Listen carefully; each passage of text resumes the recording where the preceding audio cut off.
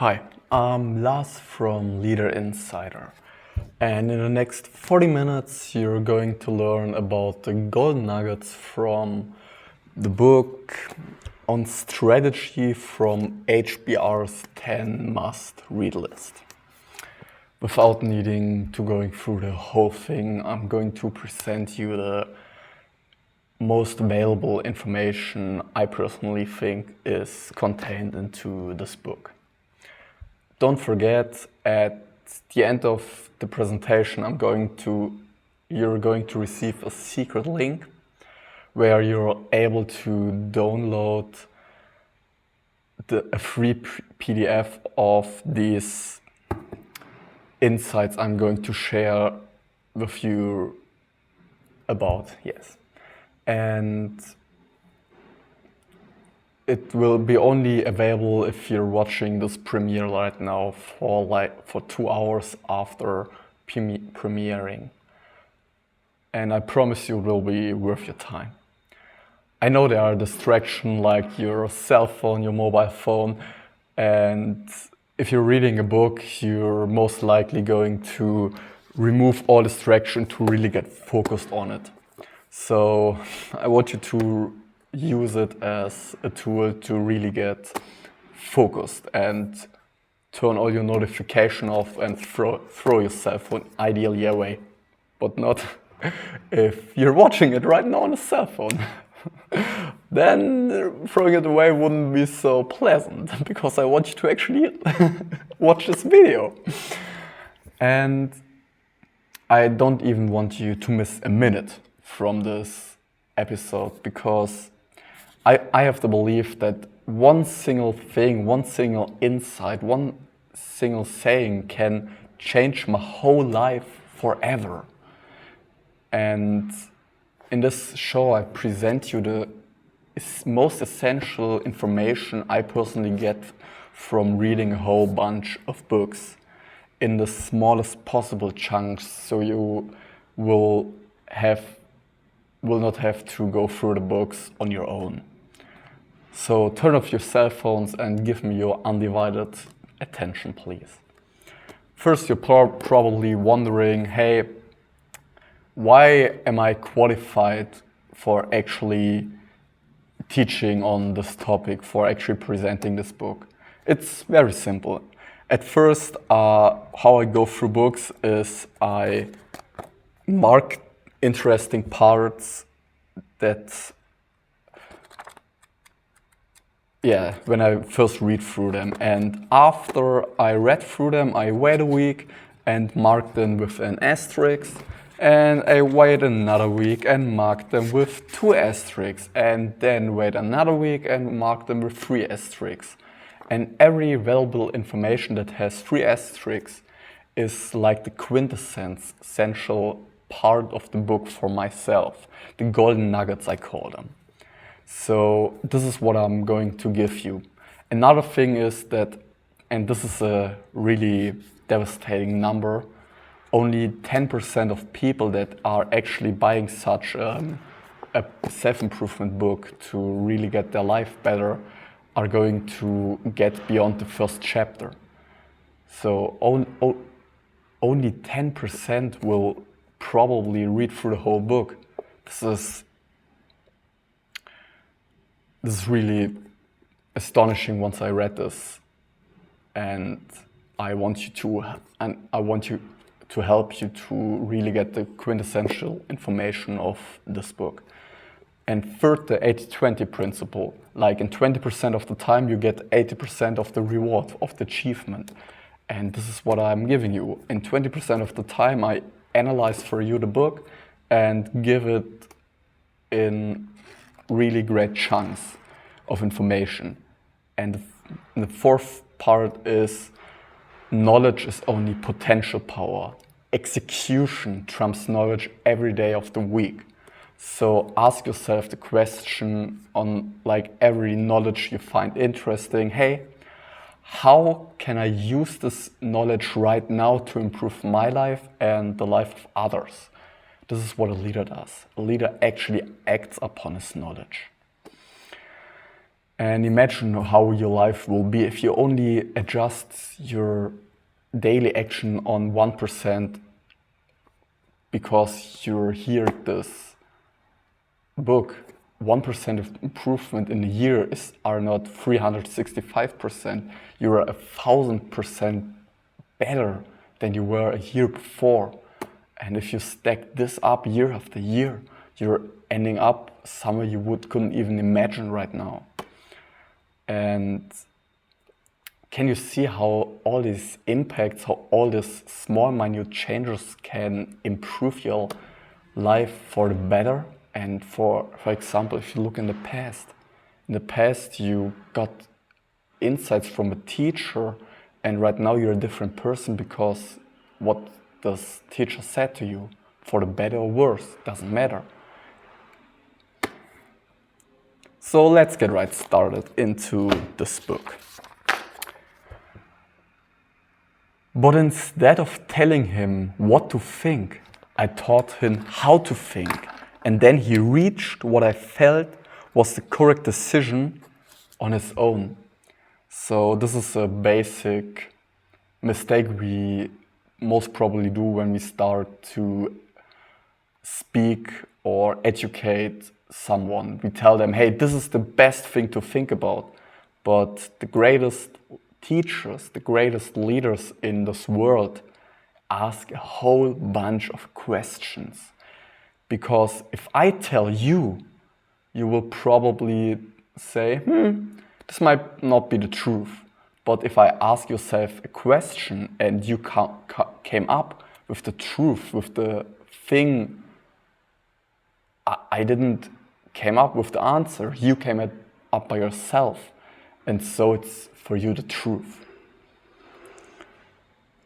Start asking a lot of questions for yourself and your subordinates, your family, everyone you want to improve their life with. Because they should come up with the answer. They should think on their own. This is what a leader does. They don't think for you. We don't think for you. We get you to think. And think in an effective way with effective questions. Had I crossed the line that one time, I would have done it over and over in the years that followed. If you just give in just this once, based on marginal cost analysis, as some of my former classmates have done, you'll regret where you end up. So this is basically one of the most crucial things I personally need to stick to as well. Sticking on it, saying, hey, I'm going to walk, to run every single day, and then actually doing it. And the one moment when you wake up and you're like, oh, I'm so sore. I can't even conceive walking today because my feet are hurting so bad. And this is actually, today my feet really are hurting bad and every step hurts. But giving in just this once will break the chain and will break up every effort I've put in. 99% of the muscle growth comes from the repetition you don't want to do. This is the one where it all changes. Knowing where one belongs can transform an ordinary person, hardworking, incompetent, but otherwise mediocre, into an outstanding performer. So this is the whole other thing. If you know what to do and you love what you're doing, you stop working and become such an outstanding performer. But first you need to know what you really want in life. And how do I know this? Ask yourself diligently. Ask yourself expecting an answer. What do I really want? What is it? What do I want in my career? Do I want my career to contribute about? And then once you got an answer, act upon this knowledge. Ultradian rhythms refer to 90 to 120 minute cycles. So this is a really interesting thing because I'm having here my daily planner. When you see it, it's like it's like 2 to 3 hours blocks, if I'm seeing it right here. And this is something I'm testing right now on my own. What is the ideal size? Is it like 90 minutes, 2 hours? And how long is the block for a task actually most valuable for me that I can really perform on the highest level? And you might know the Pareto principle. So it's like 20 minutes studying, 5 minutes pause, 20 minutes studying, 5 minutes pause. This didn't even work the slightest for me. I tried it out, I tested it, but it was actually this was a mistake I did on myself. Try. What does try mean in our language? Try means I put in effort, but I don't expect it to work. So why should I put in effort in the first place?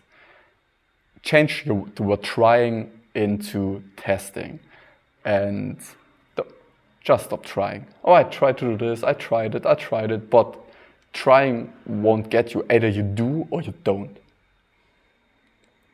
Pay attention to the times of the day when you feel that you perform at your best. So for me, it's like from 6 in the morning to 12 in the evening. This is like the time where I perform the best. I'm a morning person, so you might probably guess. But the most performance I'm having is between 10 and 12 in the morning. This is where I want to really get done the focus work, the most important, crucial work of my day. If I work at these hours, I get so much done I would otherwise in 3 days if I wouldn't work in those hours. The more we act a certain way, be happy, depressed, cranky, the more behavior becomes ingrained in our brain security, and the more we will continue to feel and act that way. So it's like the old saying, if repetition is the mother of skill. If you repeat acting a specific emotional habit, yes, your emotions are only a habit, like the states. You're getting better using this habit because your emotions are only a physiological reaction to how you use your body. Just take a quick test for a moment. Just sit up there, put your chest out. Sorry if it was sounded. Put your chest out, smile. Yeah, show me some teeth. And now, without changing your body, without dropping your lips, try to get depressed. Get depressed. Really hard, isn't it? It's freaking impossible. So what this small experience shows us is that our body determines how we feel, and how we feel determines how we act, and our actions are the result of our decisions.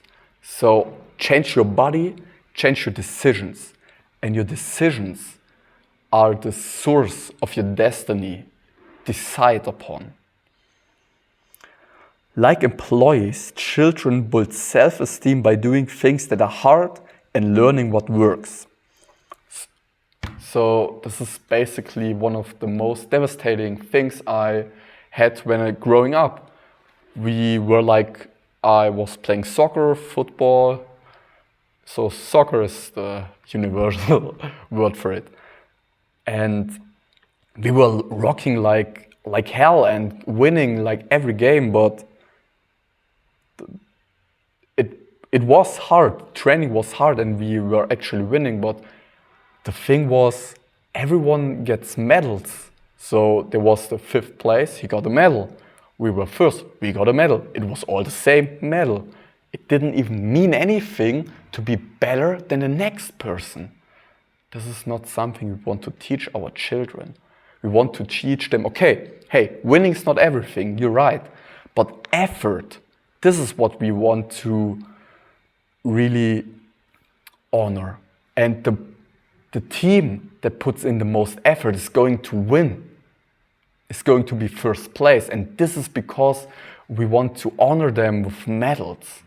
The second and third, okay, but not fifth, sixth, seventh, eighth. This is, I talked to a friend of mine who were in another team that were like last, and he was like, yeah, I really don't know why we're getting a medal. I felt like it's unfair. Why we're putting so much effort into it and don't even get a bigger reward than the other guys that were just slacking off. This is unfair. It's not unfair if they don't get a medal. It's unfair if the winner doesn't get rewarded to the amount he's putting effort into. Reward effort and not participation. But if you have a humble eagerness to learn something from everybody, your learning opportunities will be unlimited. It's like, I certainly have a belief that I stole from Anthony Robbins because I found it so great about this principle you hear it right now. The belief goes like following. Every person I meet is superior in one way or another than myself. But I also believe that I'm superior in one way or another to any other person I meet. So I can learn from everyone. Hey, if their most significant skill is getting depressed, I'm like, oh, how are you doing this? It's awesome. Because they are a master in it and I want to learn from them. And you can learn from every human being, no matter where they are. Like so many brilliant people, he believes that ideas move mountains, but bulldozers move mountains. Ideas show the bulldozers, show where the bulldozers should go to work. So you want to become a bulldozer. The most successful people in this world are constantly acting. They are constantly moving. They are constantly doing anything to move these mountains. Getting ideas is one way to say, hey, go there, bulldozer. But you need a bulldozer, so be a bulldozer. This is what I'm good at. This is how I work. These are my values. This is the contribution I plan to concentrate on, the results I should be expected to deliver. So if you're working at a new company, if you're working with somebody or someone, tell them like, hey, this is what I'm good at. This is how I work, and it makes their life much more easier. If you tell them, hey, I'm more a listener kind of guy. If you give me a paper to read, this is not how I conceive information. But if you tell me, this is a much more greater deal because then I actually remember information. This is a great example for like if you're having a boss and you think he's stupid because he don't get your information through. Have you ever considered if he needs to read or listen to this information? Why not ask him, hey, do you want to hear or do you want to read what I'm going to present you? If he's a reader kind of guy, don't waste your time on telling him. Just send him an email. The subordinate will not be waiting for the manager. Instead, the manager will be waiting for the subordinate. So this is a great principle because the question is, who gets the monkey on his back? And the manager should not get his monkey on his back. the subordinate always should have the monkey on the bed. And this is the outcome of every meeting a manager is having with a subordinate. The subordinate has the monkey on its back, not the manager. The manager is here to manage him, to give him, to define the monkey. Resilient people possesses three defining characteristics. They coolly accept the harsh realities facing them. They find meaning in terrible times, and they have an uncanny ability to improvise, making do with whatever's at hand. So, if you're looking for resilient people, like most of us do, those are the three factors to conceive them. Respond to wise mail and email to designated times during the day. It's like, hey, I don't check my email post every 5 minutes or every hour, but only to this time, because it will take so much. This is something I really need to do myself. Yes, because this is something I'm not doing right now. Yeah, because you waste so much periods of time, but if you have one time, hey, there's half an hour where I really read my mails and act upon this. This is where you can chunk up everything in one go and not several times of the day. Really awesome. The length of renewal is less important than the quality. Listen to music walking up and down stairs.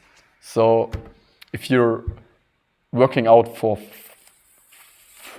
30 hours, for like if you have a set in a gym for like 5 minutes, you're resting 1 minute, because after 1 minute rest you can do it once again. You don't rest for 5 or 10 minutes because your muscle will be ready in a shorter amount of time, and so goes on with work. You don't need to work 5 hours and have 5 hours of rest. You can work 5 hours and have 10 or 20 minutes of rest and then move on. People tap into the energy of the human spirit when their everyday work and activities are consistent with what they value most and with what gives them a sense of meaning and purpose. It's like Nietzsche always said, who has a strong enough why, strong enough purpose, strong enough meaning, why to do anything, can be almost anyhow. And if your experiments turn out well, as they usually, but not always do, it will benefit everyone. So this is what I told in maybe another video. I'm experimenting all the time. How can I be more, create more? How can I be more effective? What experiment can I take upon? It's like right now, before recording this video, I slept for like 20 minutes to rejuvenate and to really be more effective. And this is a test I'm doing right now. So if it works out, great. If not, I change my approach to really be more effective and efficient. Let's just try this. If it doesn't work, we'll go back the old way to try something different. Just tell this your boss, and if it doesn't work out, just go back. It's that simple. And tell it yourself. Tell yourself, hey, this is just a test. It's not forever. It's just, if it works out, if I feel better, if I feel greater, if I'm more devoted to what my life's about, hey, why shouldn't I continue it? But if not, why shouldn't I have the ability to go back? You instinctively understood to be right. In other words, if you were at your very best. We must elevate ourselves into the fundamental state of leadership. But each time you enter the fundamental state of leadership, you make it easier to return to that state again. So basically what all of this means is, when was the time where you were on the best of your game? And really remember it and conceive it. Most people go to their best, they are like up there, and then they drop instantaneously. No, you want to hold it. You want to stay in that state and then get there frequently. I myself get into the state of leadership every single day. Every single day I tell myself I go above and beyond to the state of absolute certainty, of absolute I can't talk. of absolute dominance. Because once I get there and get there much more often, it's easier to get into the state. And once you notice, you're in the state like every single day, every time of the week. And if you're not there, you can change your state instantaneously. And like we said earlier, your emotions are based upon your body. So change your body to get into the state and change it rapidly. Power moves, for example.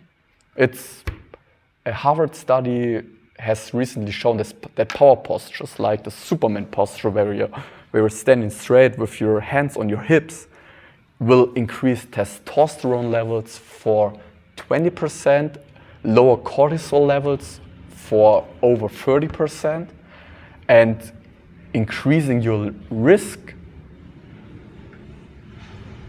your willingness to take on risks for over 15%.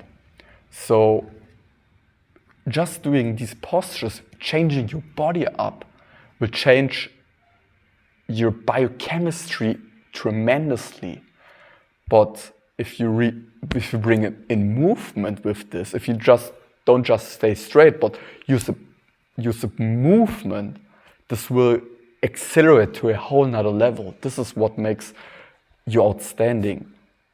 Successful people do what failures won't. Simply put, the research showed that good guys, that is emotionally intelligent men and women, finish first. So emotional intelligence is one of the greatest skills you can develop as a leader. Study has shown that it's 2 times more effective and efficient and 2 times more important than your IQ levels. And the great thing about emotional intelligence, it all is learned. You're learning it. And how do we learn normally? Through osmosis. We are watching our environment. And if you're having an environment that's not emotionally intelligent, change it. How do I change it? Change yourself.